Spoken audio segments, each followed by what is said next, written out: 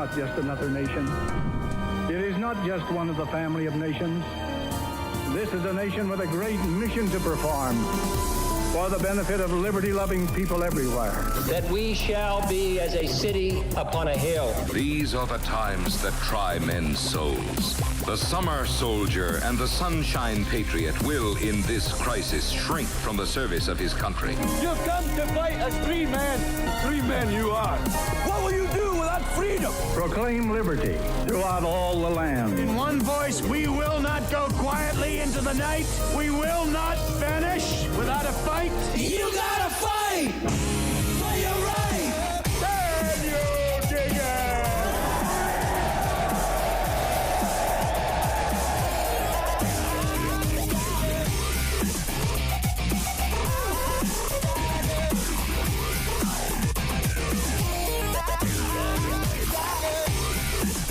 Good morning, ladies and gentlemen. Welcome back to another edition of Real News on your morning schedule feed. I kind of thought it was Friday because, we're doing the July 4th thing coming up, and at least the company that Shine and I work for, we ain't got none, well, Shine's working over the weekend. I'll tell more about that in a second. Shine's working over the weekend. 9:02 in the morning, though, on this Thursday, July 2nd.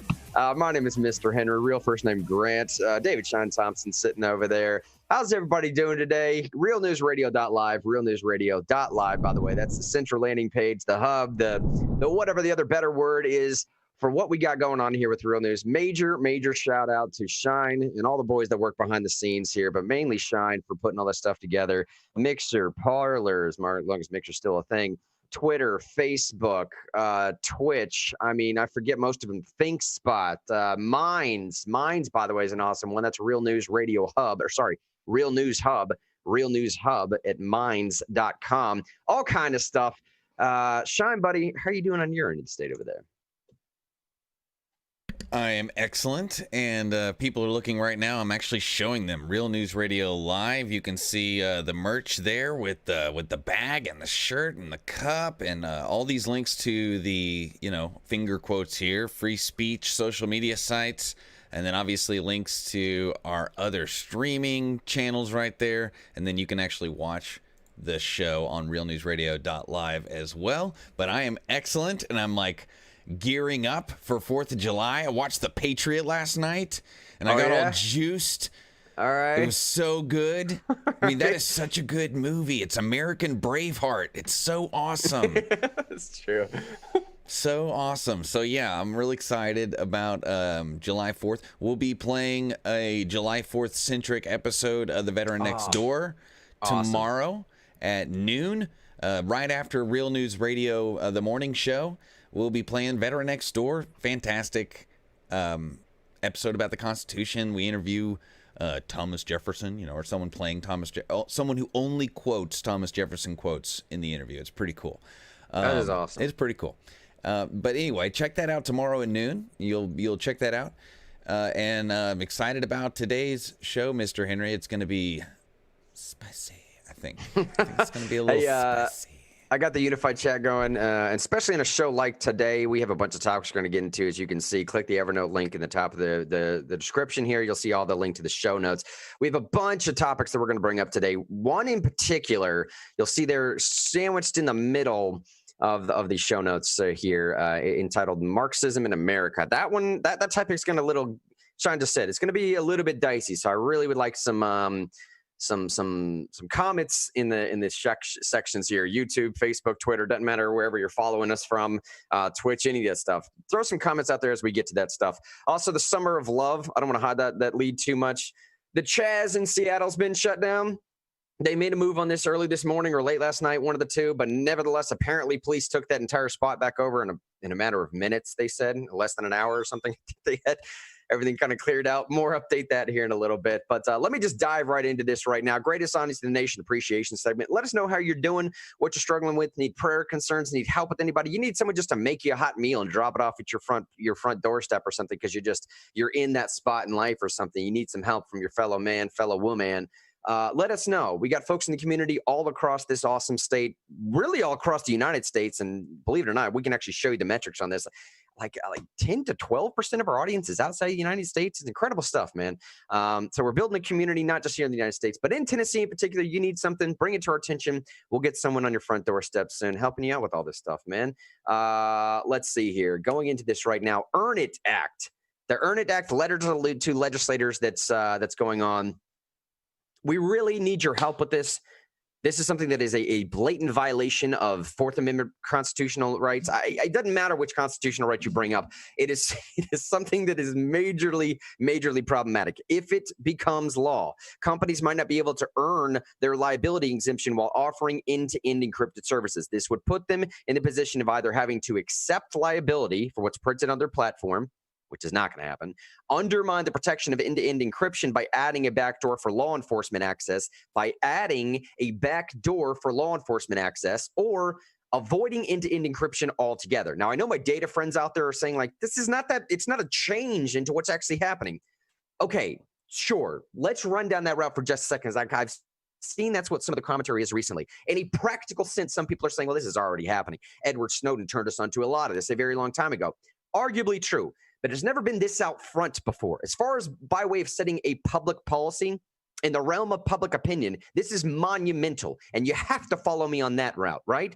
You absolutely have to follow me when I say something like that. As far as setting the idea of what is accepted in public policy, this is something that is virtually unprecedented. Or else we wouldn't need this act. You would just continue to operate in the clandestine manner that we already have been operating for a while. All that to say, I digress a little bit. Top of the notes there, letter to the legislators. You'll see an American Prosperity tab that you can click on. Click on that link, sign the letter, send it to your legislators. Shine just put it in the comment section. I said that right now. Tell Congress members and senators, do not support this Earn It Act. Keep our protections as they currently are right now. Going on to some local stories, man.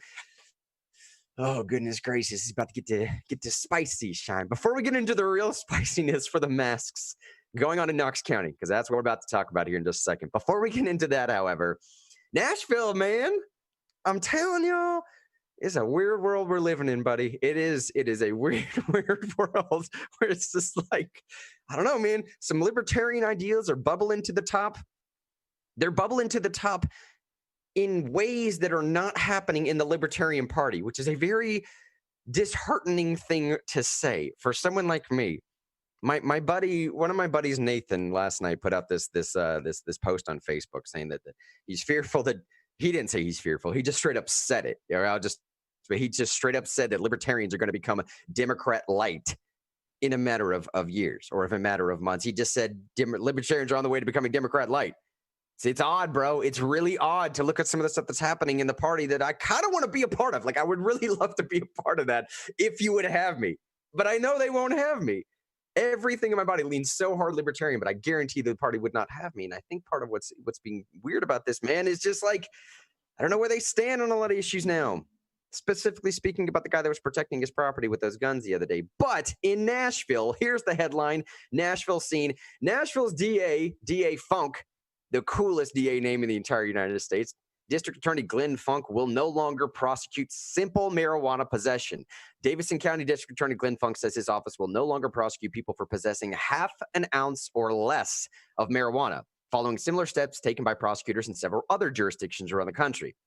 Now, in a written statement, he said that he doesn't think minor marijuana possession charges. He thinks that those do little to promote public health and even less to promote public safety. And I'm telling you right now, I don't know how conservative some of our listeners are, and this might be a full turn on to where Mr. Henry stands on a lot of this stuff. Yes, from time to time I speak in third person, at least as my character. I am totally okay with this. This is right in line with where I think we need to be. It does very little to promote public health for minor marijuana possession charges, and it does even less to promote public safety. You get something like this on your record for a minor marijuana charge, not intended to distribute to anybody else or anything like this, and it stays with you for virtually the rest of your life. Go try to apply to any particular school. Go try and get a master's degree. Go try and get a JD. Go try and get a medical degree. Go try and actually apply to a job anywhere else and have to explain something like this to a future employer. A minor marijuana possession charge. This is the policy statement itself. For individuals, this policy will eliminate the negative effects of a criminal charge. We just spoke about some of those, which include potential jail time and collateral consequences on employment and housing. I didn't even think about housing. For the justice system, elimination of minor marijuana charges will decrease cost as jail housing expenses for these cases will now be totally eliminated. And I guarantee the savings on that, we're talking tens of millions of dollars. Similarly, courts and the clerk's offices will see savings from docketing fewer cases. Not millions of dollars there, but at least another couple $100,000, I guarantee. Finally, of great importance, demographic statistics indicate that these charges impact minorities in a disproportionate manner. The stats will prove that to you. These stats will absolutely prove that to you. This policy will eliminate the area of disproportionality in the area of disproportionality in the justice system. Proper allocation of the resources of the district attorney's office requires common sense and fairness. These resources must be devoted to supporting victims and prosecuting violent crime. Dude, that is music to my ears. Goodness gracious, man. That is like, I'm not trying to get too giddy about this. I'm not, because I realize it's DA Funk and yeah. Okay, I get all the stuff. But talking about supporting victims and prosecuting violent crimes as opposed to wasting officers' times with prosecuting simple minor possession charges, goodness gracious, bro. I don't know how you can't get excited about something like that. And it has nothing to do. It has nothing to do with even replace marijuana with whatever else. I don't care. I honestly don't care. I'm not talking about legalizing all drugs. I'm talking about any other minor infraction charge. If the trade-off is let's support victims. EFP, by the way, quick aside, EFP did a lot of work, a substantial amount of work to help Representative Doggett push through a bill this year that would entitle victim restitution first. The way that this operates in the state of Tennessee, if y'all didn't realize, when a criminal restitution order is put through. So if Shine comes and punches me and breaks my jaw and I have to charge him later on for my medical expenses, a criminal restitution order to make me whole so I don't have to pay for those medical expenses. Normally what happens is if Shine has to go pay that, the court will say, pay us our fees and fines first, and then worry about paying Grant his medical bills second. And we're saying, what? How would you not worry about the victim restitution order first? The courts will take that. They're going to be fine. They'll be just fine. Victims, man, they don't have any other way to get this order. AFP did a lot of work about pertaining to a victim restitution order this time around that was going to change that process to make sure victims get paid first, and then we worry about the court system last, or at least second. But in this situation here, supporting victims first and then prosecuting violent crimes, bro, that is the justice system. That is what justice is. We don't waste time in the menial little things. Anyways, I'm rambling now, Sean. I'll jump on to the other things. Just this gets your boy, Mr. Henry, a little bit. You know what I mean? It gets me my heartstrings. It's like it's what I'm about. It's what I like. If you're for criminal justice reform, this is something that would actually, I don't know. And we have a comment from the chat, by the way. I wanted to throw this in, and Jonathan says it's actually already state law. I don't know. I can't verify that, but he says he can make that statement all he wants, but it already passed the legislature this past session. See, that's what I need to follow up about, actually, because that's very interesting. The way that this reporting that I'm seeing here, and again, this is from the Nashville scene, I know exactly what he's talking about. He's talking about in 2016, the Metro Council actually approved an ordinance. Now I'm trying to figure out if, Jonathan, let me know if you're updating, if they're talking about a state piece of legislation that did something different than this. Because I do know in 2016, there was a Metro Council Metro Council actually approved an ordinance that created a civil penalty for possessing or exchanging half an ounce of marijuana. So it was a civil penalty as opposed to an actual criminal liability. It's not the best words to use, but you know what I mean. Giving police officers an option other than criminal charges in a case. But that Metro Council ordinance, it passed a similar thing in Memphis, but it was deemed unenforceable by Attorney General Slattery, and later it was actually nullified by the state legislature. Now, again, that was in 2016, and to be fair, I haven't followed up as far as the state legislature is concerned specifically with this. So, Jonathan may know something I don't know. That'd be awesome. And even better if DA Funk has to come out here and say it doesn't even matter what I do with prosecuting enough. The state law is going to take care of it for me. That's all good.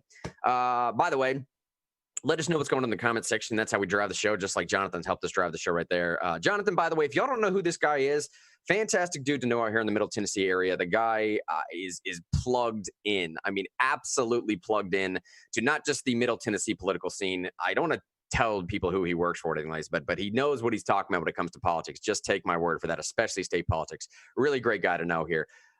Let's get to the order at hand. Shine, 9:15 in the morning here. Let's just dive along into this. Knox County almost broke the internet last night, man. And for good reason. For good reason. Let me just read the story first and we'll give commentary second, okay? Knox Board of Health passes mandatory masks order. This is coming from WVLT. There's a few other publications that did a slightly better job giving you the real details, but it doesn't necessarily matter. The Knox County Board of Health passed a motion Wednesday to make wearing a face mask in public mandatory starting Friday, July 3rd. Convenient timing, I suppose. Violating the order. Now, I took this from the bottom of the article and put it at the very top because this is essentially the crux of everything as far as I'm concerned. Violating the order will be classified as a misdemeanor punishable by a citation or 30 days in jail. Quick pregnant pause while I let that marinate. I'll read it one more time and we'll move on. Violating the order will be classified as a misdemeanor punishable by a citation or 30 days in jail. Now, health officials voted at a task force meeting on Wednesday, July 1st to, quote, protect the general health and the safety of citizens in Knox County. The requirement will be known as the COVID-19 face covering regulation. I think they should probably go with some of those acronym things, it rolls up the tongue. Or at least something that sounds a little more snappy, right? Something with some zazz. Give me something I can sell, boss. Come on. Anyways, this will go into effect 12:01 a.m. July 3rd until further notice. The board will meet every 2 weeks to reevaluate the order and benchmark. Now, this is coming from Health Department Director Dr. Martha Buchanan. She said, we want it to be in place as little time as possible, but probably at least for a month for us to really see any impact at all. Masks must be worn inside.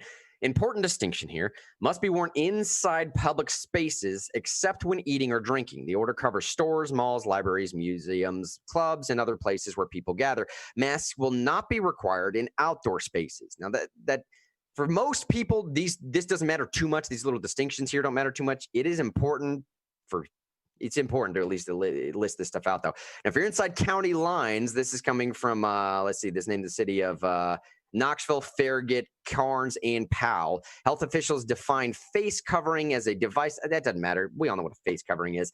Here's what Dr. Patrick O'Brien said. No, let's have some fun with this. Go ahead, man. So we're the Knox County Health Department, and we want you to know that a face covering is a thing that covers your face. Just to make it clear, which we should do, because we're telling you if you don't do this, you're gonna have a Class C misdemeanor. So we're gonna go ahead and define it. That's true. All right. So you can't cover your eyes and say you're wearing a mask, even though colloquially you would be correct when using the term mask. That's something that only covers your eyes as a mask. So just to be clear, a mask is something that covers your face, your mouth, and your nose. Yeah. Two halves of the dumb monkeys, right? That's true. Deaf, dumb, and blind. The right. monkey. And the ears. You don't have to wear an ear covering. For as we know, coronavirus is not trying to get in your ears at the moment. But if they do, earplugs will be mandatory. You didn't catch the earplugs will be mandatory. That is a good point, man. Because if somebody wanted to, we should define it because there's a penalty. Right. So we don't want people to get the penalty. Oh. But you have these people that wear face coverings, don't cover the nose anyway. So it's like, well, if you sneeze, then that defeats somewhat of the purpose. I don't know. Maybe it doesn't. Anyways, one of the board members, Dr. Patrick O'Brien, said, I just don't want to see our community become like Nashville, Memphis, or Chattanooga. Now, that is a very interesting comment. We became a lot more like Nashville last night. Right? That's what I'm saying. Like that is a very interesting, because he's meaning it in the sense of a rise of COVID cases. And I think a lot of people that are reading this story right now, especially pertaining to real news audience, most of us, they're hearing it as like, what are you talking? You're worse than Nashville, Memphis, or Chattanooga right now. What are you talking about, man? And this is the county, right? Now, again, just because I stress that this is the county right now, I do need to make this, abundantly clear. This had very little, if not nothing, to do with Glenn Jacobs, County Mayor Glenn Jacobs, all right? He was the sole no vote on this entire thing. Now, importantly, he does have some say-so in some of these board members. I don't understand the intricacies of that, if it's all or just some or the head or what, but he was the sole no vote in this, all right? Knox County Public Schools are excluded from the order, yada, yada. Board of Health passed the order, 7 votes yes, 1 vote no coming from County Mayor Glenn Jacobs. Now, this is Glenn Jacobs' statement, one short statement he made, and I have the other parlay that he put out here in a second. Jacobs said this: "It could cause some situations, especially when you're asking potentially to pull police off fighting a violent crime. Nationally, we're seeing such tension between the public and many governmental authorities, so that is a concern." Essentially, what Jacobs is saying is like, at the time when police relationships are at a heightened concern, maybe don't go ask them to go do stuff that's like that a lot of Tennesseans, especially East Tennesseans, would consider to be a direct violation of direct civil liberty, right? And at this point in the coverage, man, I kind of want to get into a little bit of the commentary. I think in general, we should not be surprised that a board of health would make this type of statement, not edict, not mandate, not regulation, not law, statement. We should, frankly speaking, expect our medical and scientific experts to give us something that seems to be within the consensus of the community right now. If the consensus of the community is, whether you agree with it or not, doesn't matter. That's not what I'm saying. I'm not trying to bring up the argument whether masks are effective. That's not. The consensus now is that they are effective. So if that is the consensus, someone that's a part of that community, you would expect them to come out and say, hey, let's make some type of statement saying that it would be better if you did than if you didn't. It could possibly decrease the spread as opposed to maybe not decrease the spread. If those are the two options we have. Now, the real violation comes in when we're talking about violating the order will be classified as a misdemeanor and punishable by a citation of 30 days in jail. That is when you jump the proverbial shark. That is when it goes from an unelected board of members that are supposed to give us some type of advisory or some type of consideration or something as to what does the medical and scientific community think about this thing, and you jump them into now they are actually issuing laws. Now, again, as far as I know, and Sean, if you want to go ahead and pull up that email I sent you right before the show, it's entitled Representative Zachary. As far as I know, this is the way the law currently stands. That being that boards of health in 5 or 6 counties, somebody in Facebook and somebody in the chat section 6. here in my unified chat, I got pulled up. Somebody tell me if I'm correct. The actual number, I think it's 5 or 6 where the board of health actually runs some of this stuff. Grant. It's is it 6? Okay, there you go. And Jonathan just gave me the bills there in a second to talk about with the marijuana possession. I'll get back to that in a second. Yeah, go ahead and pull that up then, okay? So this is what I'm talking about. Representative Zachary posted this last night on his Facebook. He said, whether you think a mask should be worn or not is another debate. Do you realize an unelected health board, at the objection of our county mayor, just forced you to wear a mask anywhere in Knox County? Again, I want to take a quick pause. You know my personal opinions on this. My personal opinion is essentially the same thing when Rand Paul comes and talks about vaccines. Physician, Dr. Rand Paul, Senator Rand Paul. When he comes out and talks about vaccines, I've played this clip multiple times in Real News before. He says something essentially saying, look, if this is a platform of persuasion, which it's not, if this is in committee meetings, if this is a platform of persuasion, I would attempt to persuade you that it's probably the best thing to do to vaccinate your child. But in no situation ever should we use the coercive power of the federal or local or state government or any governmental entity to force you to put something in your body. In a similar sense, I think that's what some people are saying about the mask situation. It becomes a little bit of a false equivalency when you're talking about forcing something to inject in your body as opposed to just putting something on your body. I get that. I do. It tinges and borders on a logical fallacy. I understand. But that's where I come from, the thing. In a libertarian sense, like, dude, I think it's the right thing to do. I have no problem saying that it's the courteous thing to do, to wear a mask. It's not that big of a deal. But because we politicized it, it's become an insanely massive deal. And because you're attaching fines and 30 days in jail to the back of it, now there is no other way to view this than what is being done right now. You have politicized this, and whoever you is, I don't care, whether it's the Board of Health or it doesn't necessarily matter to me. It's become politicized to such an extent now. If I don't follow this thing, now I'm going to be sitting in jail for 30 days. What do I wear that thing in jail too? What are we doing here? Is this going to convince anybody to wear a mask that wasn't already wearing a mask before? Come on. Back to Representative Zachary. He said this is an unenforceable mandate by a board that is not accountable to anyone. Now, the unenforceable mandate part is a little bit That's a conflicting statement, and it's a confusing statement because of what he says here in just a second. He goes on to the second tweet that he makes is, Representative Zachary, I propose legislation to move final authority to the elected mayor of the 6 counties with health boards. Good call on that, John. 6 counties with health boards. The health board would have moved to an advise and consent as they are on the state level. It was killed in the Senate. I proposed it for this very reason. He says I'll run it again. So at some point in the past, Representative Zachary's been up there for a little while. I don't know what session he actually proposed this legislation in, but apparently he proposed legislation that would have done exactly what he just said. Move the health boards to an advise and consent. You would have given the local, the local county mayor's final say so. I suppose that means some kind of veto power or otherwise. And as far as the enforcement mechanisms are concerned, that stays with the elected officials. That's the main problem people are having with this. Now, Representative Zachary finishes this whole thing by saying we are at a crossroads. Liberty has a price, and if we give it up to local bureaucrats, as we've done in D.C., we will reach a point of no return. Let your voice be heard, he says. The vocal minority has led us to this point. How long will we be silent? Will you be silent in the face of such government overreach? Now, I want to go back one time real quick to the previous story that we just brought up. I think it's important at this point also to read this statement from Dr. Buchanan, one of the Board of Health members. And this is just... I don't know. I don't have a word for it necessarily. Here's her quote. She said that the goal of this order is not a penalty. Well, okay. All right. The goal is not the penalty. Okay. This is the quote. She said, this really is about educating people. This really is about educating people and enabling people to become compliant. Like, what in the what? Enabling people to become compliant by using a coercive state power to force them to do so. I don't quite know how you work the oxymoronic sort of logic behind that. You sort of need a roadmap to get there.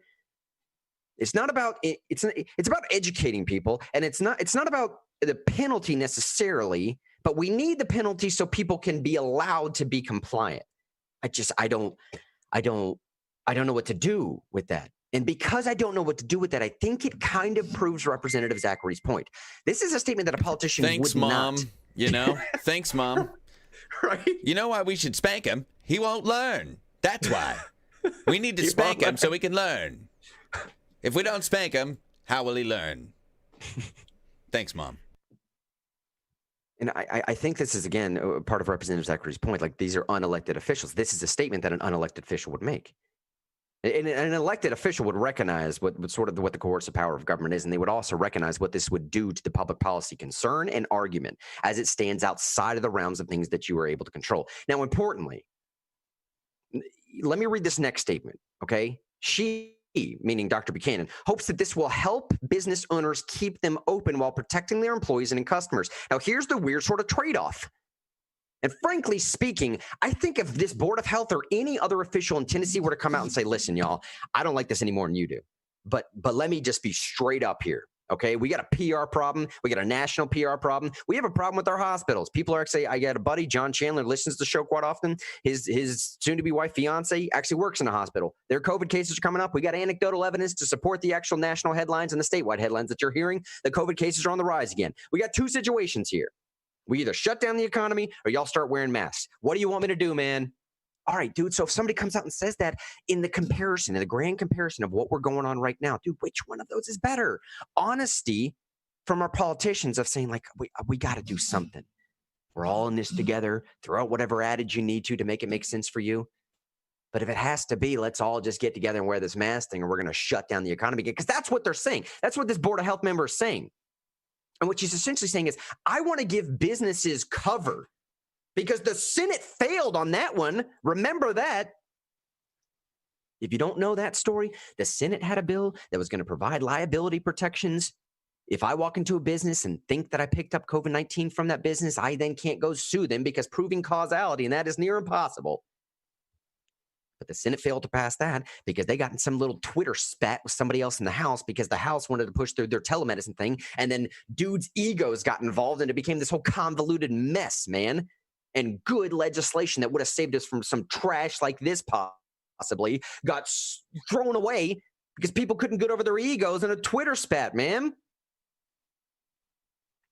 She goes on to say it's a lot easier she meaning Dr. Buchanan, Board of Health member, Knox County, it's a lot easier to say, hey, the Board of Health is making me make you wear a mask than for the business owner to take that on. And frankly speaking, if the Knox County Health Board came out and said, we just want to be able to be the scapegoat for businesses, bro, I really don't have much of a problem with that. I don't.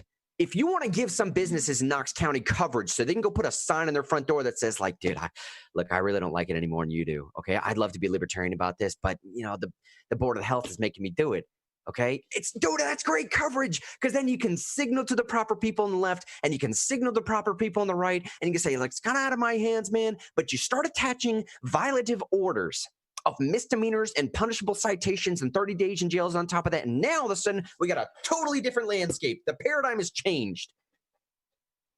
It's one thing, man, for the Board of Health to say, like, I'm just trying to protect businesses, trying to give you some coverage so you can put a sign in your front door. I'm cool with that, frankly. Then just issue the statement. Buchanan said, I think it's hard to ask someone to wear a mask if it feels uncomfortable to be able to say that they put a rule in place that you have to follow. Now, concluding this whole rant that I've gone on, all right, I think, again, in a libertarian sense, protect your fellow man, protect yourself. You do you until you doing me starts to encroach upon me doing me, okay? Your liberty, if it doesn't ever encroach upon my liberty, then we don't have a problem, dude. Frankly speaking, I don't care what you do with your personal life, nor should I. That is not in the realm of government. That is in the realm of spirituality. That is in the realm of religion. That is the realm of conversation. That is the realm of relationship. That is in the realm of you living next to me. That is in the realm of something different than government. If I want to convince you to live your life by a better philosophy or a better worldview, or maybe I think there's something that could help you out health-wise, whatever, man, I'll convince you to do that in a separate time. But using the governmental power to do it is just nonsense. In the libertarian sense, though, doing what's right for your fellow man when wearing a mask, I don't have a problem with that if you want to choose to do it. But none of that necessarily matters at the end of all this. And now we're stuck coming full circle, bookending this whole conversation with just like, why did I just waste the last 15 minutes talking about this? Sean, go ahead and pull up Sheriff Spangler's response to this. Yeah, we'll get to Mayor Jacobs here in a second, too. Actually, do Mayor Jacobs first. That's probably a better way. Mayor Jacobs weighs into in very traditional Mayor Jacobs fashion, just putting it out there. And I love too that, like, whoever I got this, I think I got this from Kelly or somebody else. And it's probably not Kelly, but somebody that follows the Real News family screenshotted this, and it was from a Parler account. It's like, that's the best way to prove this, right? Don't send me a tweet. Was it Ross? Sorry, maybe in Ross. This is Parler account. Don't tweet me, Glenn. Send me your Parler account. Parlay. This is Glenn Jacobs Parlay. Knox County Board of Health voted to mandate masks in indoor public spaces tonight. I voted no. While COVID-19 is a serious issue, government has way overreached throughout this episode. We have set the precedent that government can do virtually anything in an emergency. Limitations be damned. He goes on to say, I guess I never saw the part of the Constitution that says, in a case of emergency, none of this counts. That's exactly what you'd expect from someone like Glenn Jacobs. Mayor Jacobs, I apologize. Exactly what you expect someone like Mayor Jacobs saying, like, look, man, in a case of emergency, I guess the constitutional protections or liberties, or that stuff's just out the window, I suppose. And I finalized by this. Sheriff Spangler coming out. And this importantly is something that the county has gotten correct. Now, the county, as far as I know, is still sharing private information for people that have tested positive. That's neither here nor there. At least they got this part right. This is the message from Sheriff Spangler. He says, there are serious questions as to the constitutionality of the order made by the health board. My deputies are sworn to support and defend the Constitution. We will rely on the citizens of this community to protect themselves and others in the manner they find appropriate. So the Board of Health passes something, says, hey, we're going to put you in jail for 30 days. We're going to fine you. We're going to do a whole bunch of other stuff to you. And Sheriff Spangler says, no, we won't. No, we won't. No. So what is it? I don't know, man. So what does it matter then? I mean, what does it matter? And at the end of this, man, let me ask this. Would people have felt all that differently? And I hope you would. I hope you would feel differently if this would pass in some sense of a democratic process. If we had a law that was passed, if people had their opinions voiced on this, if some representative republic or some representative went out there and made some issue on your behalf, doesn't matter. That's where we are. Let me hit the comments before we move on from any of this, by the way. I'll start from the bottom and work my way up, because I want to tie this to a national story here in just a second. President Trump's statement on this. Jonathan just said, just so you know, a state of emergency is how all the faux elected dictators of Africa and Middle Eastern countries have retained power for decades. Interesting. Chris said, "Hey, Chris, what's up, buddy? Long time, man." Chris is always dropping truth bombs for us. Chris says, "Can anyone find the actual text of the resolution passed by the Board of Health? Been looking for it, but not had any luck."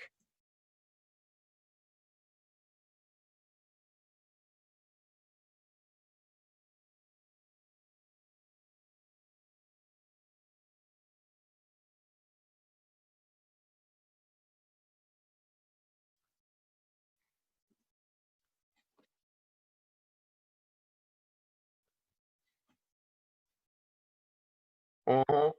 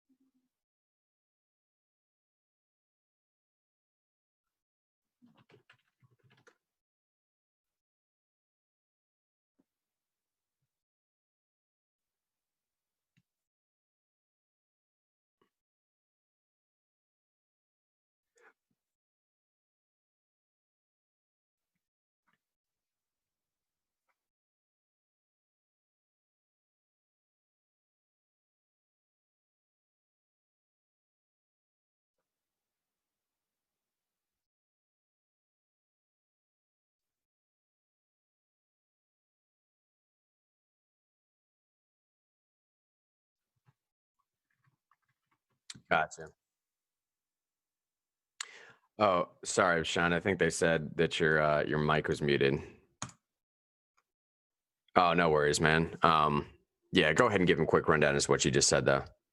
I'm sorry, everybody. I'm always turning my mic off so I can whisper in Grant's ear lovingly. But but I was just saying you can find the Knox County the order on the Knox County Health Department website, and I was weirded out that it linked in the stories. But I was saying they made the statement before they issued the order publicly in written form. So the news stations, probably in order to get the news out, just reported what they heard from the press conference and didn't have time to include that in their news stories because the press conference was around the time people would have been preparing the evening news on television. But I imagine there will be redone stories. If I were an editor, this is what I would do. I would do a redone story with statements. I'm telling people how to make money here. If you run a blog, this is what I would do. If you run a newspaper, this is what I would do. I would include all the statements from all the local government leaders, like we just did. Sheriff Spangler, Mayor Glenn Jacobs, House members, Senate members, and then I would also include a link to the order. So if you work for WBIR, WVLT, or any of those places, you're welcome. That's what I would do, and I guarantee you lots of people will click on it. But you can find it on the Knox County Health Department website. Be patient because lots of people are probably looking it up right now. They're finding it out at work, around the water cooler, or their family told them, so it may be running a little slow. But if I have time while I'm doing all this other stuff and throwing things up on the screen for you to find it on the Knox County Health Department site, I will try to get it into the comments before the end of the show. Actually, Jonathan just threw up that link in the Facebook notes here, man, just a second ago. It's one of the greatest audience in the nation. Y'all wonder why I say this, man. You wonder why we have that segment, Greatest Audience in the Nation Appreciation segment. That's why, man. Greatest Audience in the Nation. I kid you not. We love y'all every single day for helping us drive this show. It's the community, man. It is the community. Quickly, before I move on from some of these comments, because I know we're not going to be able to touch the story at all, I just want to know, people probably saw Michael just mentioned in Facebook, our buddy Stimpy, Epstein's mistress was arrested this morning. This is true.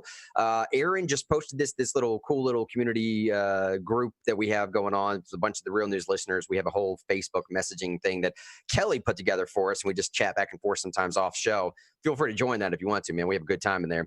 But here's the headline from CNBC. Jeffrey Epstein's friend Maxwell, yes, arrested on child abuse, conspiracy, perjury charges. Very interesting. I did not have time to prep that story, so I don't want to dive into it now, just making people aware that it is a thing. Hey, by the way, moving on.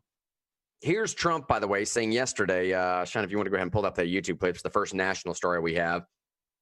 Trump came out and didn't necessarily change his opinions on the mask thing.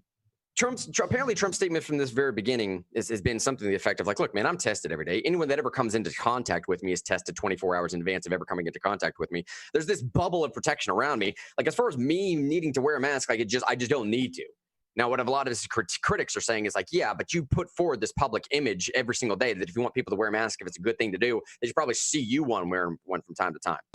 Now, Trump may see it's some projection of weakness or whatever else. I don't pretend to understand what's going on in his psyche all the time. I don't think it necessarily matters. Nevertheless, go ahead and play that YouTube clip, Sean. Here's a little bit of an update of where Trump came from the whole mask thing.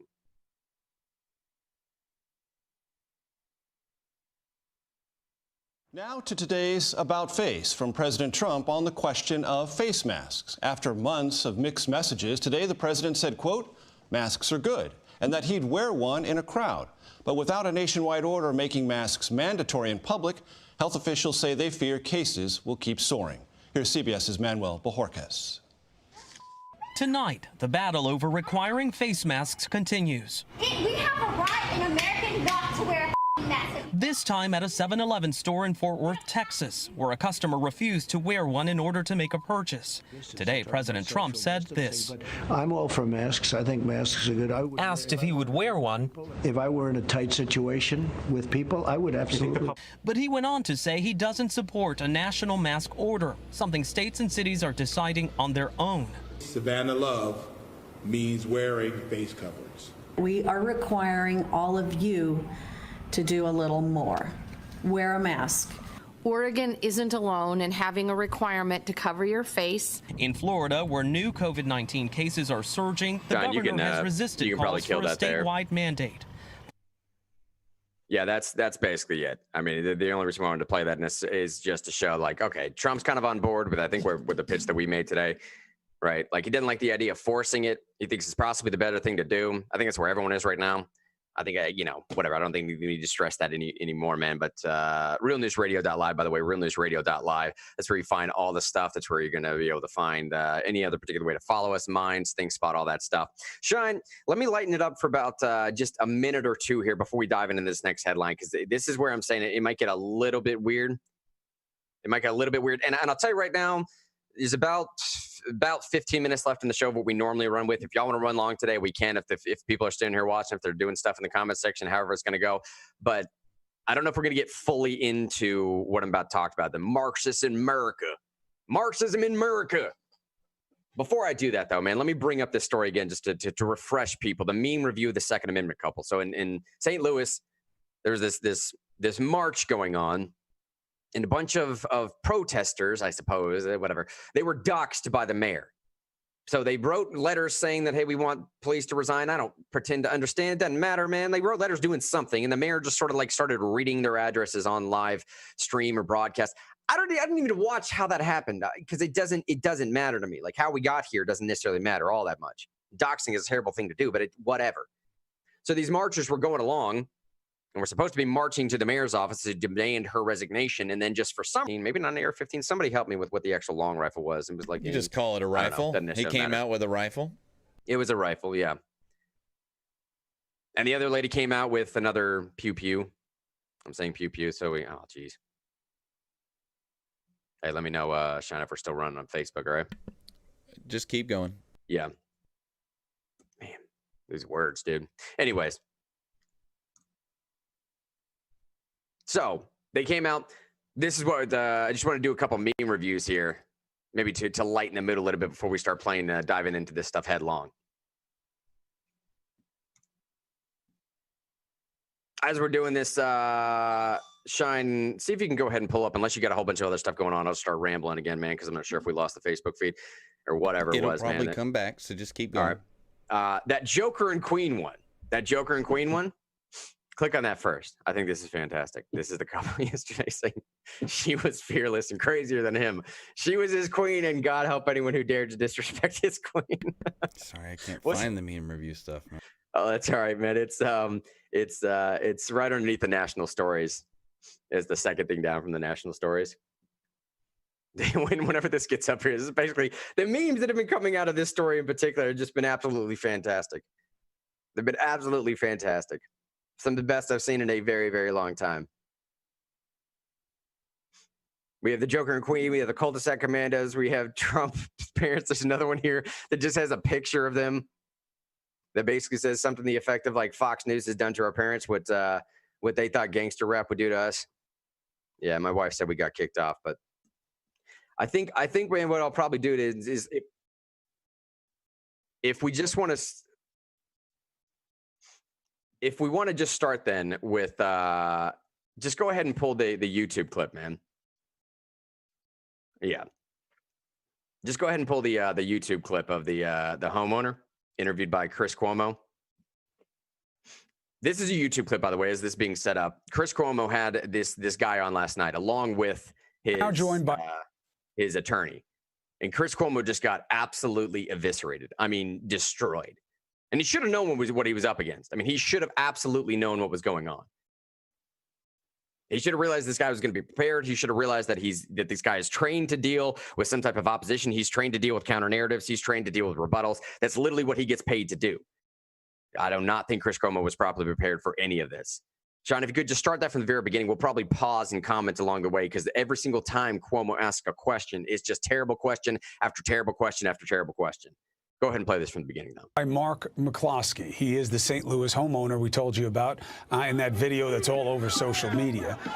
He and his wife holding guns, keeping protesters away, in their opinion, from their home on a private street.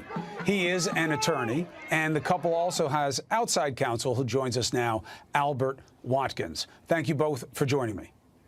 Indeed. Counselor and Mr. McCloskey / counselor, we can talk about the legal rights and the facts. I want to talk about not having a right, but whether or not something is right first, which is, how do you feel about becoming the face of political resistance to the Black Lives Matter movement? First of all, that's completely ridiculous statement. I'm not the face of anything opposing the Black Lives Matter movement. I was a person scared for my life who was protecting my wife, my home, my hearth, my livelihood. I was a victim of a mob that came through the gate. I didn't care what color they were. I didn't care what their motivation was. I was frightened. I was assaulted, and I was in imminent fear that they would run me over, kill me, burn my house. And you have to have this in the context of St. Louis, where on June the 2nd of this year, I watched the city burn. I watched the 7-Eleven get smashed in, looted, and burned for 40 minutes on live television with nobody showing up to do anything. And I realized at that time we're on our own. When bad things happen, they unpredictably turn really bad, real fast. That same night, retired St. Louis Police Captain David Doran was murdered. These things get very bad very quickly, and when those people came through the gate, when it was a mob, I didn't take the time to see their birth certificates or anything else. I was defending my house, my life, my wife, and what I've spent 32 years building there. I understand what you say your rationale pause real quick. To be clear, did anything... So already, before Cuomo asks the next question, it's a fairly reasonable presentation. All right, the guy is essentially saying, and I know you just heard him say it, but what I heard him saying basically is like, I had no idea who these people were. I didn't know what they represented. I didn't know who they were with. I didn't know what their plans were. So we weren't live broadcasting this anywhere. It's like, these people are about to come in your neighborhood, and don't worry, they're not going to be nonviolent. I just saw a mob of 100+ people come out here, man, and 2 people walked up to him with 2 magazines and just, clipped them together. 2 pew related things and clipped them together and said, hey, something bad is going to happen to you. Oh, that's all I knew. I knew there was a mob out in front of my house, and I felt fearful. I felt frightened. What are you talking about, Chris? What would you have done? What would you have done? Wouldn't CNN do the exact same thing? Didn't CNN do the exact same thing? What are you talking about, Chris? This is nonsense. I just watched a building burn down just 2 nights ago. Our police chief said that this stuff is going to be happening all the time, that they can't do anything about it. I was trying to protect myself, man. And then Chris Cuomo's next question here, man, just kind of paints the entirety of where we are right now. Go ahead and play that from where we left off, Sean. Happened to you or your property? Did anything happen? Yeah, my life has been ruined. No, we'll get to that, Mr. McCloskey. I don't mean to cut you off, but I'm saying that night, did anything happen to you, your family, or your property? Yeah, it's called social intimidation. It's called terrorism. Chris, what's the definition of terrorism? To use violence and intimidation to frighten the public. That's what was happening that night. It's what happened to me, and that's the damage I suffered.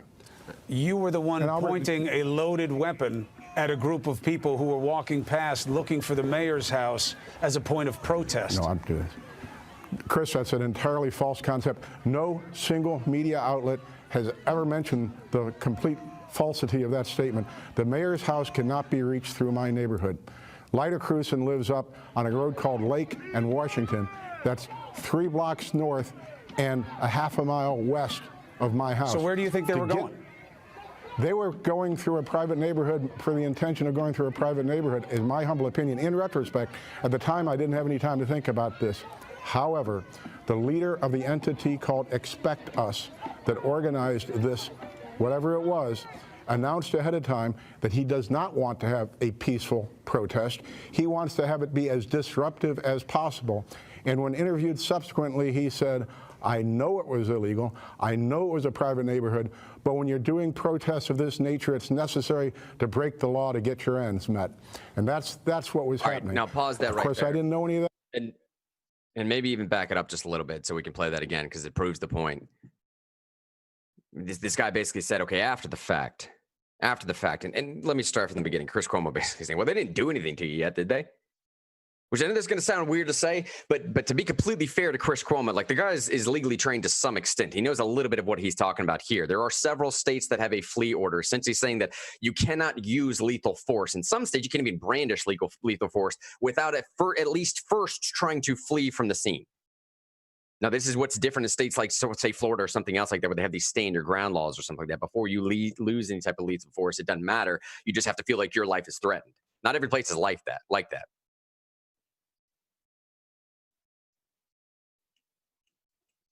So Chris was basically saying, like, well, they didn't do anything yet. They didn't cause you any harm. They didn't destruct any property yet. They were just on private property. So what are you doing? It's a fair question. No, we'll get to it in just a second here, Sean. But at the very end here, this is what this guy brings up. And frankly speaking, this what I'm about to go into is probably going to get us kicked again from any other type of service we're streaming from. But it is what it is. It is what it is. I mean, what I have to do on air sometimes is try and walk around and self-censor words that I can and cannot say. It's too confusing. It's too convoluted. It just can't be done to properly disseminate and present some of this information that needs to be presented. What this guy said at the very end there, Shine, if you could, from where we just left off, I don't know, back that up 20 seconds or something. It's right around, say, started around like the 3:30 mark if you want to. Play it from there again. But when you're doing protests of this nature, it's necessary to break the law to get your Expect Us that organized this, whatever it was, announced ahead of time that he does not want to have a peaceful protest. He wants to have it be as disruptive as possible. And when interviewed subsequently, he said, I know it was illegal. I know it was a private neighborhood. But when you're doing protests of this nature, it's necessary to break the law to get your ends met. And that's what was happening. Right there. Okay, so this, what he just said, when you're doing protests of this nature, it's necessary to break your law to get your ends met. Now, believe it or not, I didn't actually realize that this was a controversial statement anymore, that Marxism is alive and well in America. I didn't realize this, and I'm not being purposely naive here. I'm not trying to, I don't know, I'm not trying to pull the wool over anybody else's eyes. I'm not trying to make a statement here just to sort of like lead y'all into something here. Representative Gates tweeted something out the other day. And Shine, screw it, man. I'd say go ahead and throw that tweet up on the screen here. Just see what Facebook does to it. I really don't care at this point. Gates tweeted this the other day. It said, Black Lives Matter is a Marxist movement. Now, frankly speaking, I did not realize that was a controversial statement. Apparently it is. And I don't know where the controversy is coming from, because they are the ones that have described themselves as a Marxist movement. I didn't realize that Matt Gaetz' tweet, Representative Gates, was going to shut down the internet. Go read some of these comments or responses. A lot of it is just, personal attacks at Gates. I get ad hominem. It's fun. But I didn't realize that this statement about Black Lives Matter having a Marxist structure, is that news to people? Is that surprising to people? This isn't even an opinion that I'm making. I'll play this in the clip in just a second. This is their own statements, the leaders of Black Lives Matter. I was pretty sure that was the conversation we were having while all this stuff was going on. And I was actually naive enough to believe that people were well informed enough to know that we were actually having a conversation about Marxism versus something else, anything else. Apparently, though, this word is now something that the left doesn't want to be associated with. Apparently, the left doesn't like the term Marxism anymore. I don't know when that happened. Maybe they just think Marxism isn't a sellable term. Well, you now have the burden of telling me why it's not a sellable term for you anymore. What are you talking about? So Matt Gaetz tweets this out. Representative Gaetz tweets this out. And if you just joined us now, we picked up from an interview with a guy that was in St. Louis.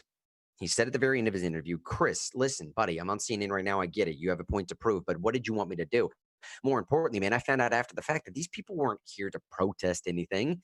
The mayor's office was like a half mile the other direction from where my neighborhood was. They were there with the stated intention of causing violence. They were there with the stated intention of destroying something. That is what they openly proclaimed to everybody. This isn't some conspiracy theory, man. This isn't Alex. This is not an InfoWars pitch. I'll go on though. Pull up the next article, Sean, if you can, the Daily Signal article.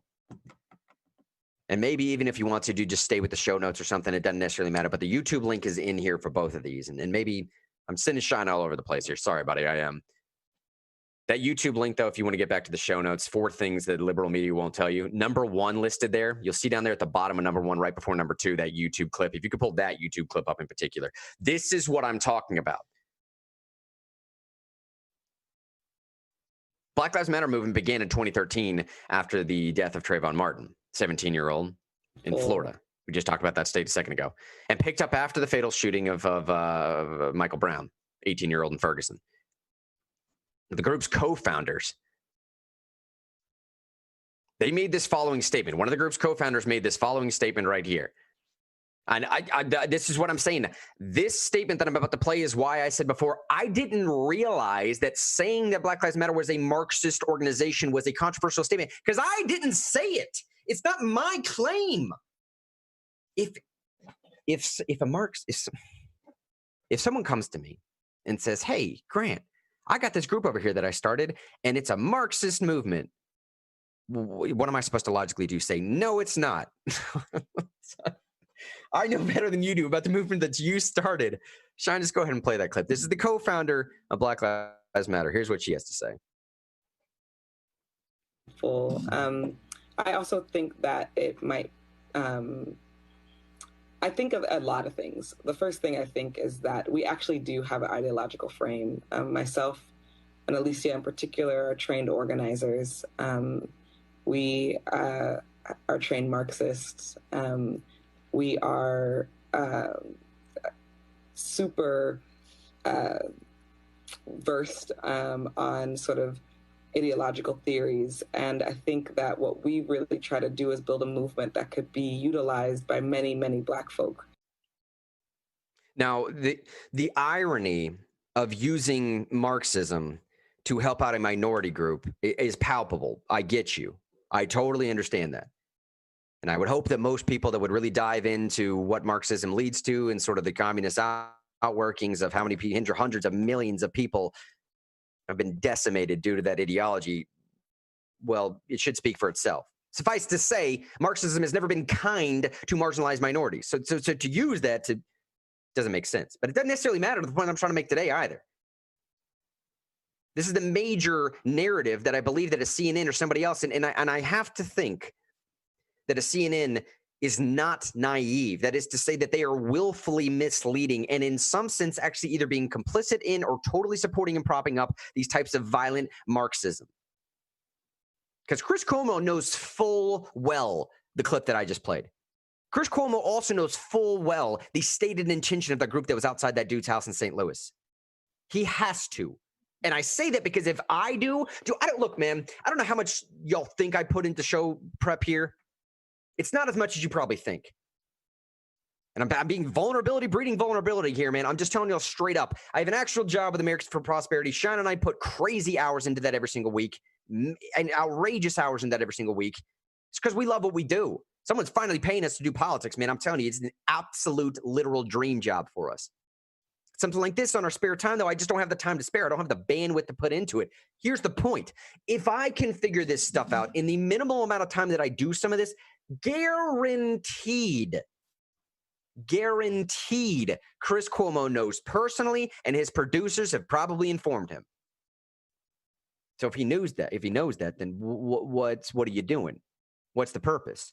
If everybody right now should know, it's not a controversial thing to say that the organizational structure, hear my words importantly, carefully, it is not a controversial thing to say that the organizational structure of Black Lives Matter at the top is Marxist. They said so.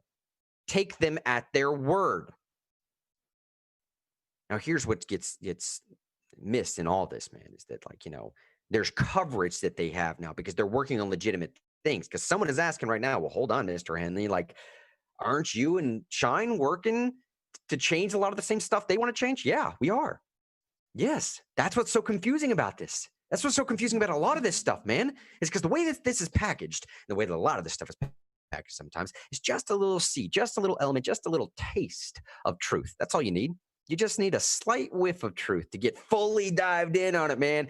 Qualified immunity, civil asset forfeiture, no-knock warrants. These are bad things. These are constitutional violations. These are things that I've been fighting against, rather, since my second year of law school. And it was the most conservative law school in the nation, a Christian law school, that convinced me of this, just so y'all know this. The most conservative Christian law school in the nation. Jay Sekulow was one of my adjunct professors. Attorney General Ashcroft was one of my adjunct professors. Straight up conservatives convinced me that these are bad things, that these are constitutional violations.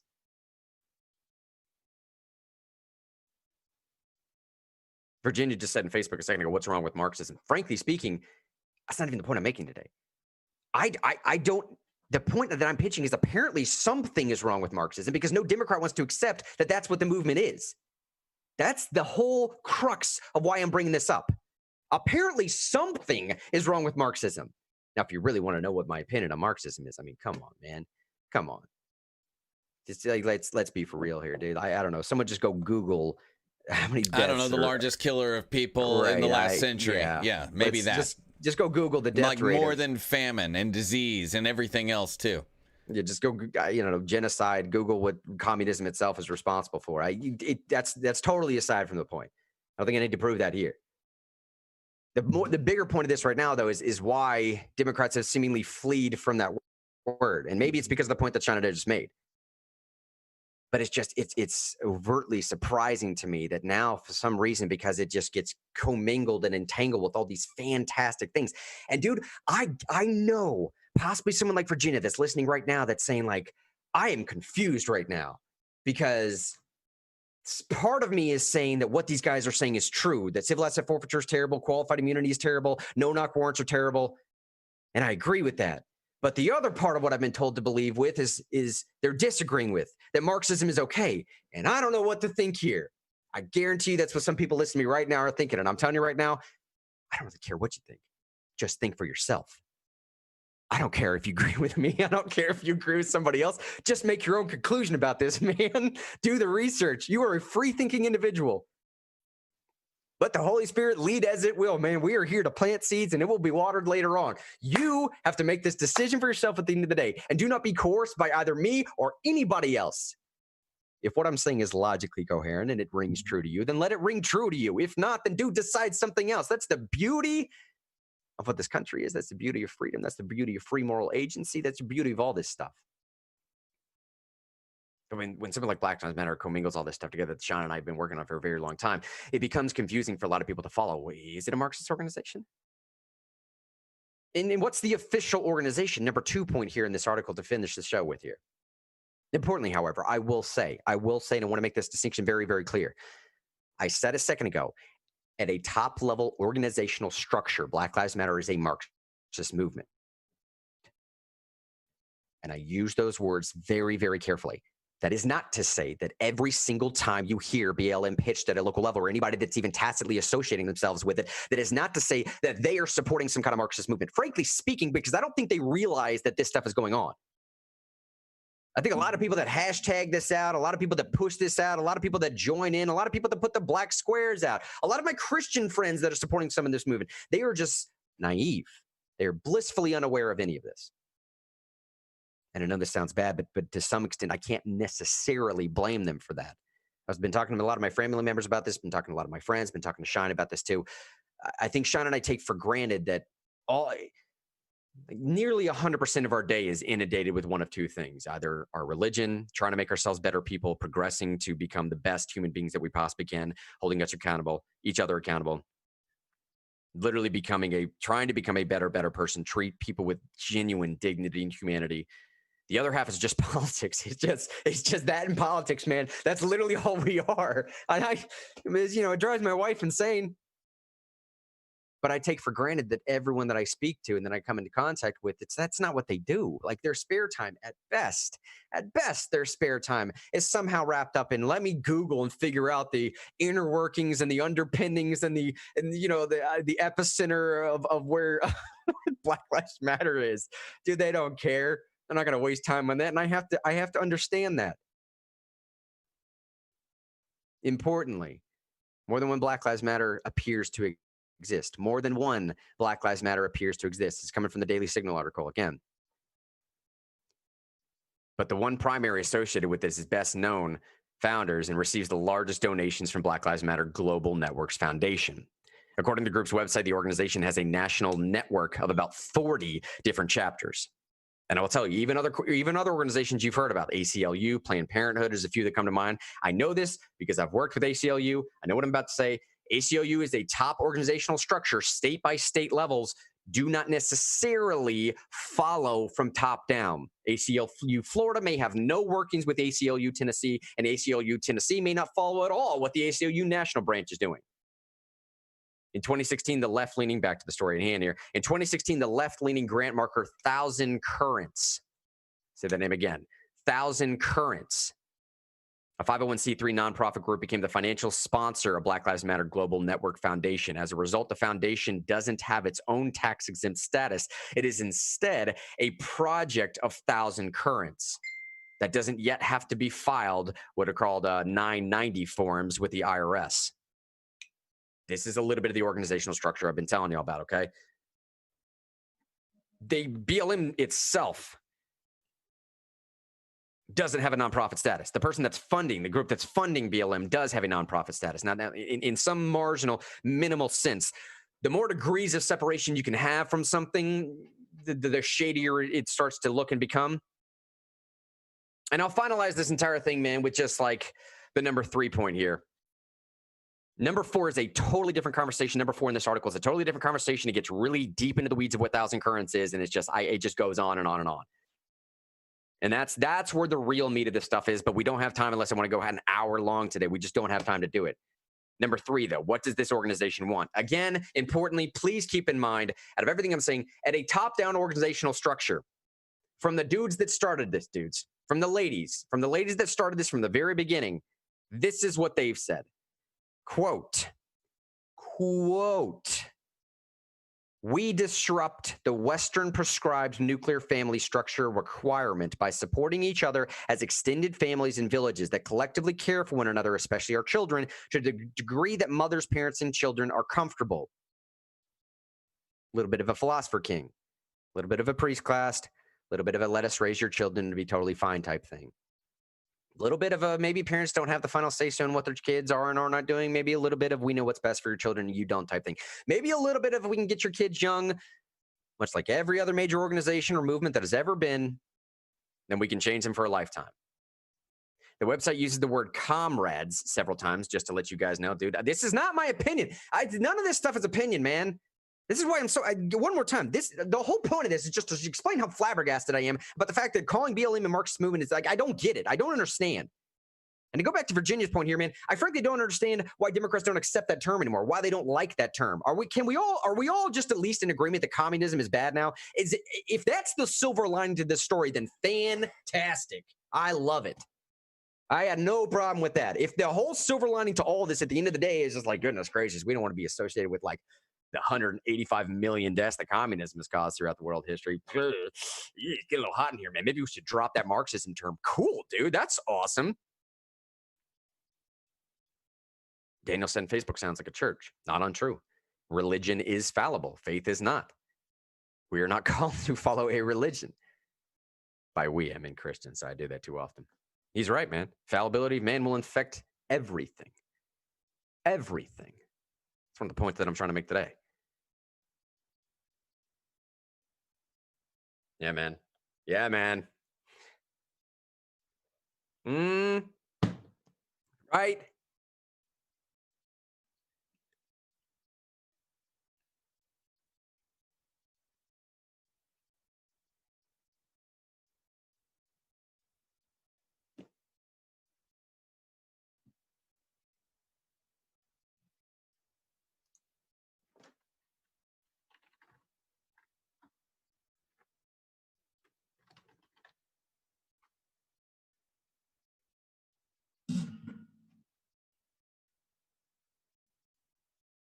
Hmm.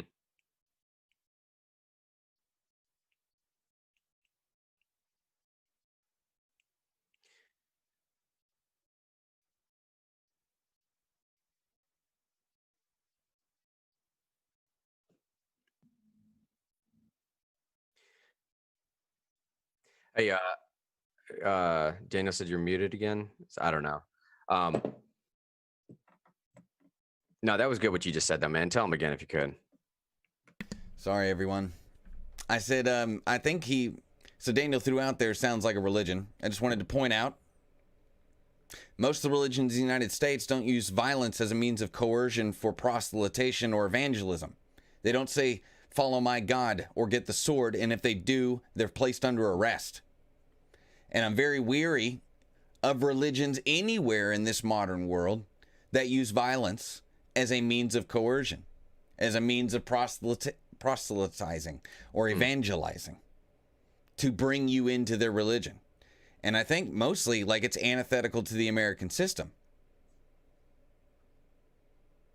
It's antithetical to the idea that you could coerce people to be involved in any ideology, let alone a religion. It seems very dangerous.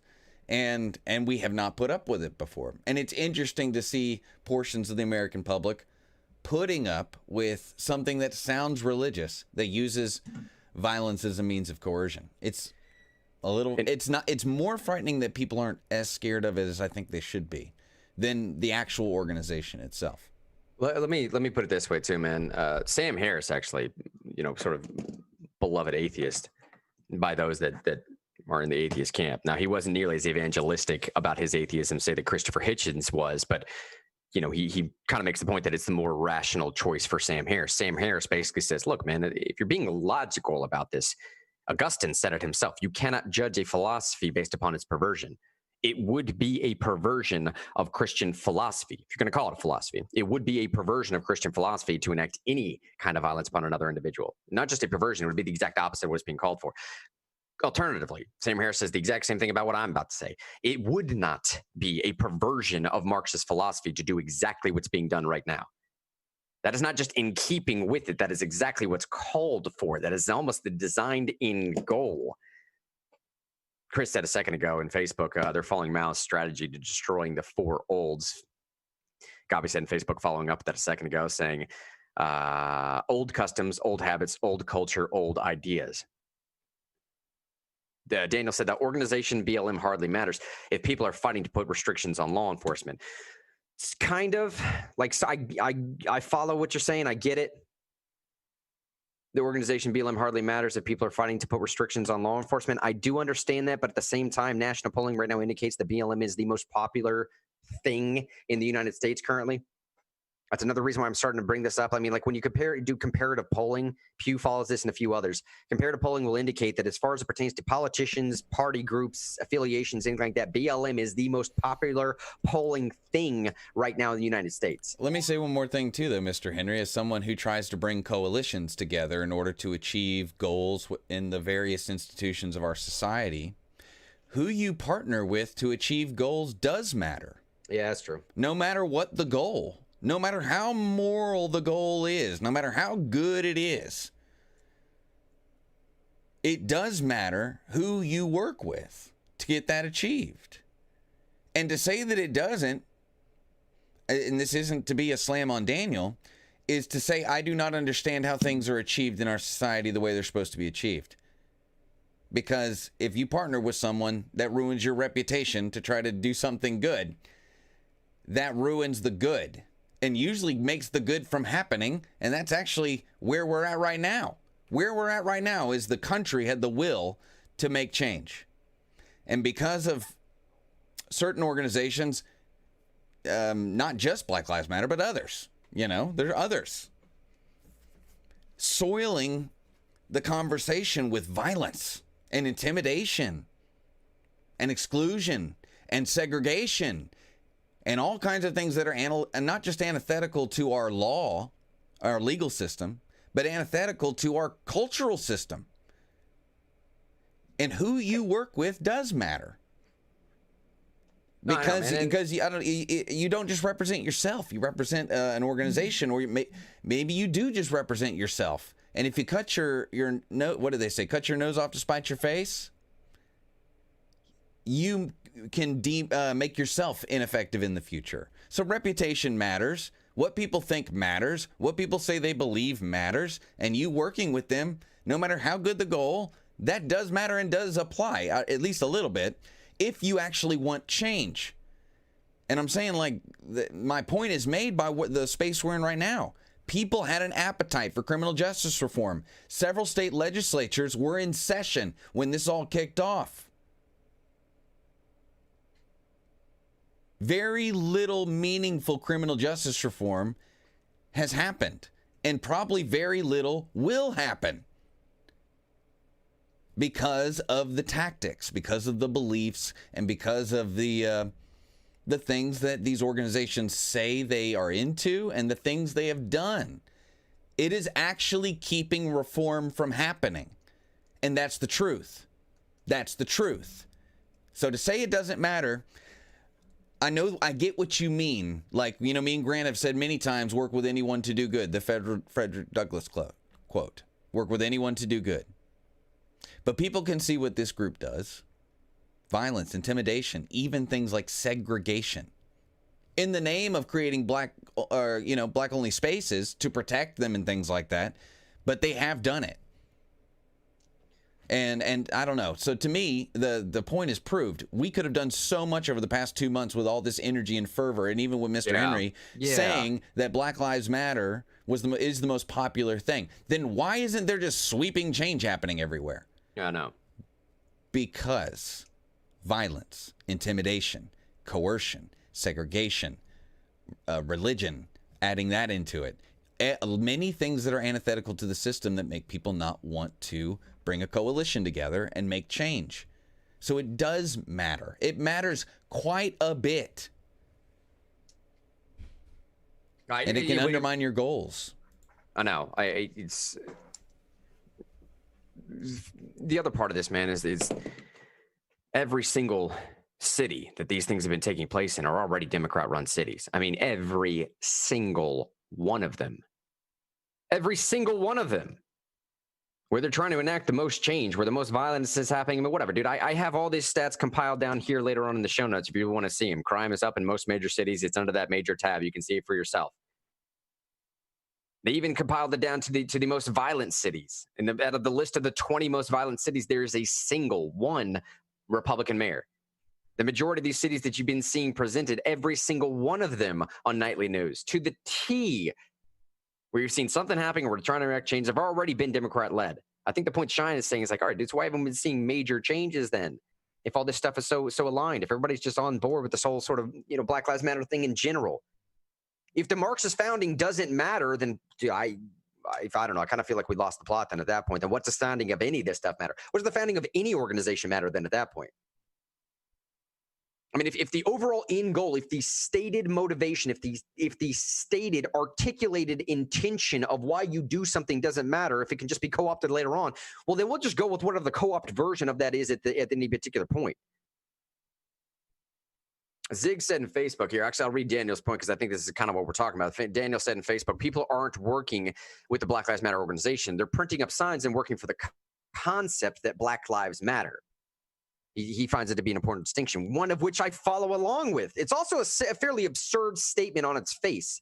Of course, dude. Why does anybody have to state that any lives matter? The answer to that question is because some of these policies are disproportionately affecting African Americans, statistically so. That's why they're saying that. And that's why I'm saying, dude, so then why are we spending so much time focusing on all the other stuff just to get to the thing that we need to be talking about? Can't we just start on the thing that we need to be talking about? Why are you distracting me with all this other nonsense? It's because that, I believe, is the purpose. That's why the foundation matters. That's why the structure matters. That's why the motivation matters. Because we're not talking about other trash, man. We're not talking about what needs to be changed.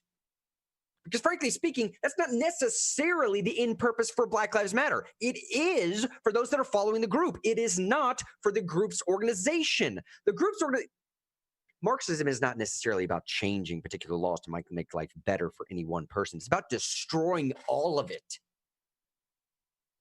It doesn't matter what statue they're taking down today or tomorrow. It's about destroying all of it. The Emancipator statue, man, the Freeman statue.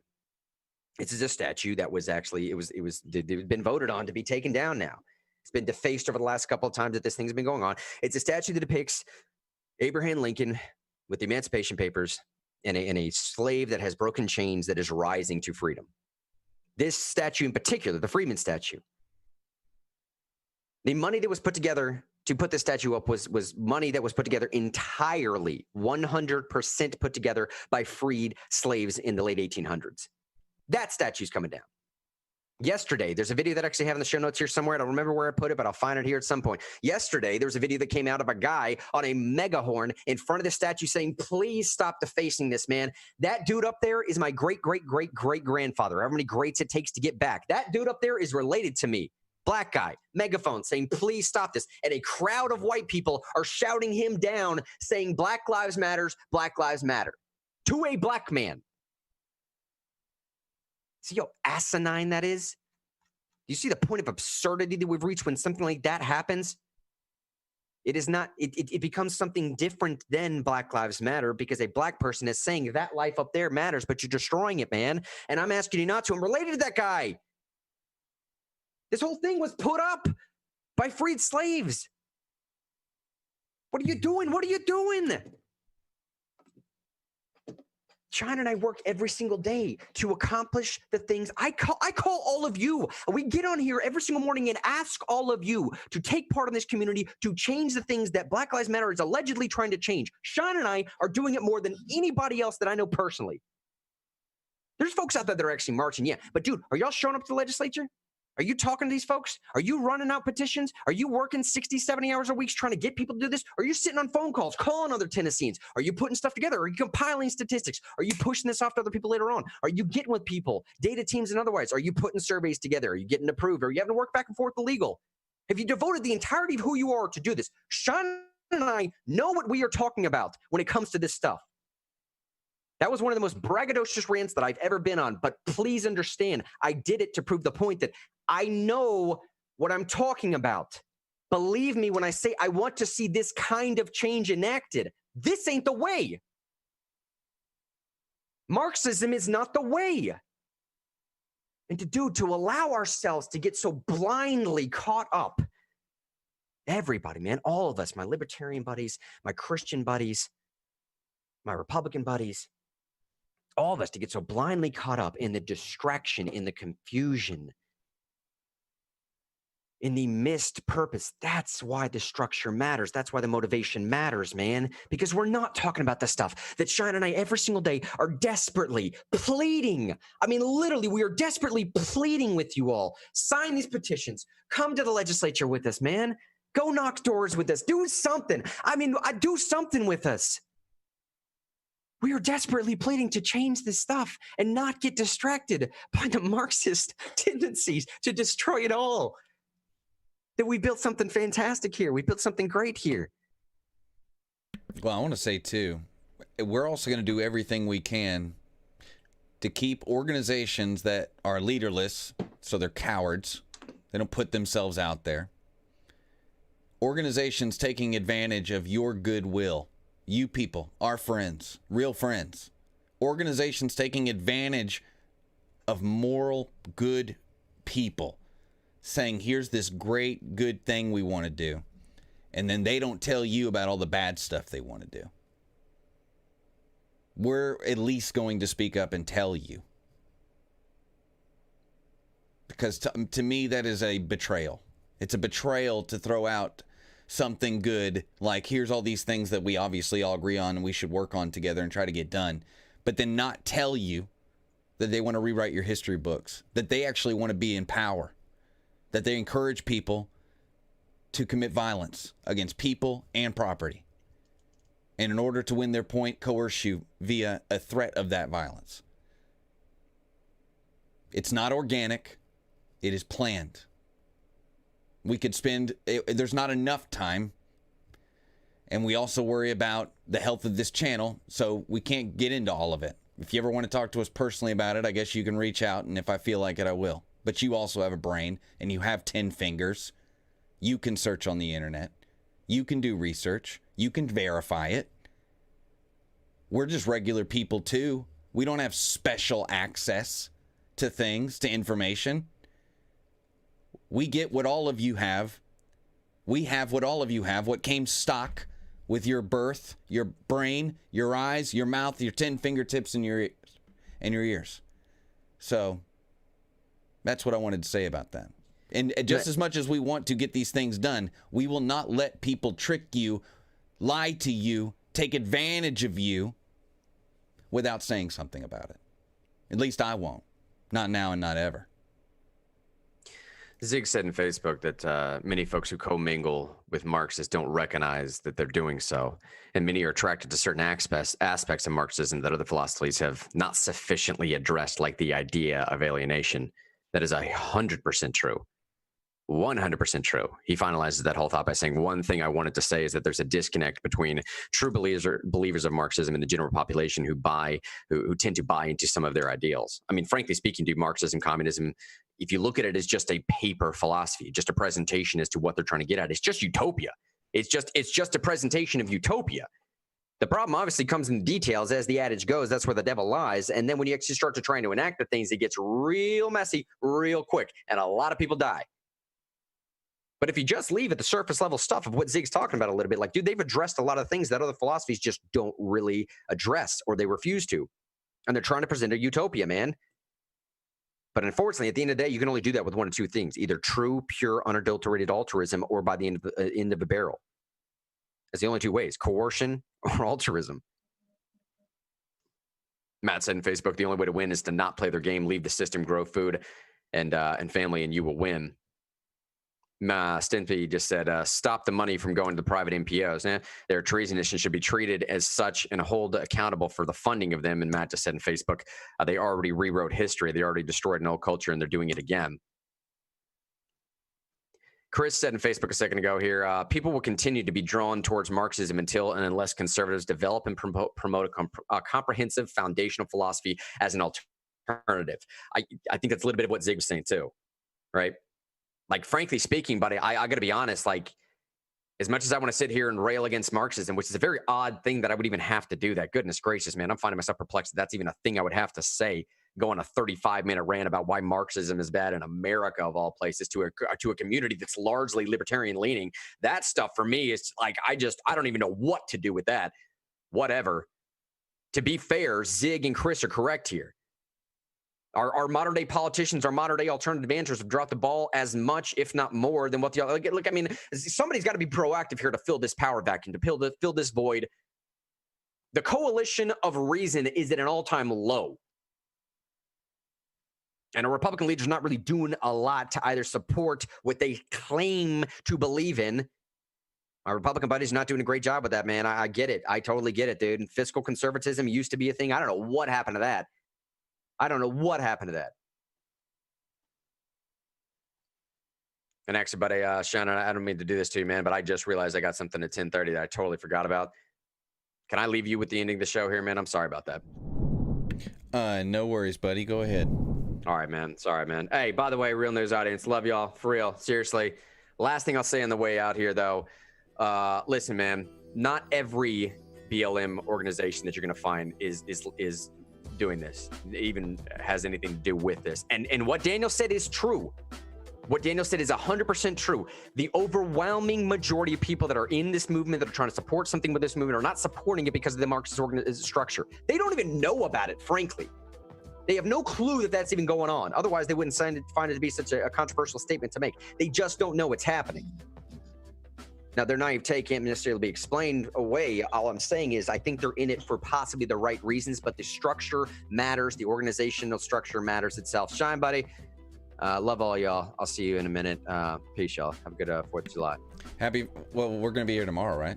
Yeah, oh yeah. It's not Friday. Grant thought it was Friday. Now get to your meeting, you silly guy. Go to your meeting. You just go. Well, thank you so much for joining us today. I'm sure that was a little bit of an edgy conversation. Thank you for participating. It's okay to have conversations that make us feel uncomfortable. It helps keep our feelings under control. It helps the world make more sense. Hopefully, I know this show does that for me. Hopefully it does that for you all. We thank you so much for joining us today. Check out realnewsradio.live for backup streams, contact info, and merch. This has been Real News, and we'll see you tomorrow morning at 10 a.m.